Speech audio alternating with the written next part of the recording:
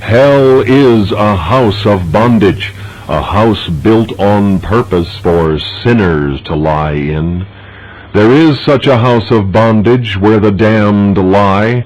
The wicked shall be turned into hell, Psalm 9:17. How can ye escape the damnation of hell, Matthew 23:33. If anyone should ask where this house of bondage is, where is the place of hell? I wish he may never know experimentally.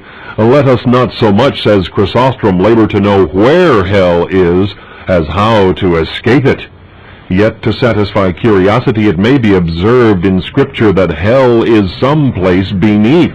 Hell beneath, Proverbs 15:24. Hesiod says hell is as far under the earth as heaven is above it. The devils besought Christ that he would not command them to go out into the deep. Luke 8:31. Hell is in the deep. Why must there be this house of bondage? Why a hell? Because there must be a place for the execution of divine justice. Earthly monarchs have their prison for malefactors, and shall not God have his? Sinners are criminals. They have offended God, and it would not be consistent with his holiness and justice to have his laws infringed and not inflict penalties. The dreadfulness of the place!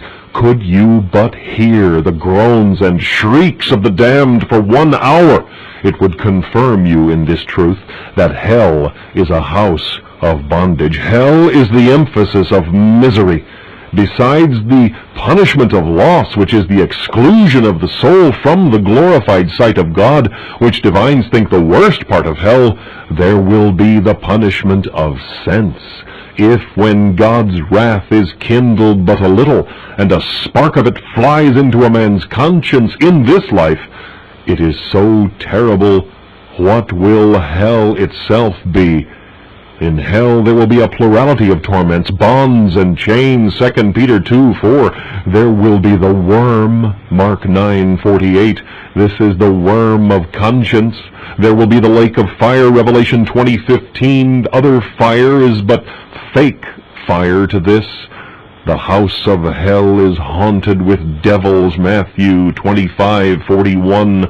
Anselm says, I had rather endure all torments than see the devil with bodily eyes. Such as go to hell must not only be forced to behold the devil, but must be shut up with this lion in his den. They must keep the devil company.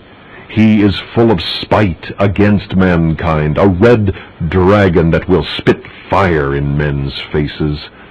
The torments of hell abide forever. The smoke of their torment ascendeth up forever and ever. Revelation 14:11. Time cannot finish it.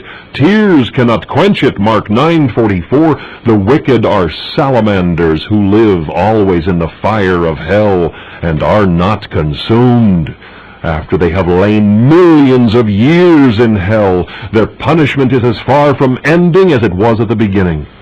If all the earth and sea were sand, and every 1,000 years a bird should fly and take away 1 grain, it would be a long time before that vast heap would be removed. Yet, if after all that time the damned might come out of hell, there would be some hope. But this word ever breaks the heart. Question: how does it seem to square with God's justice to punish a sin committed in a moment with eternal torment?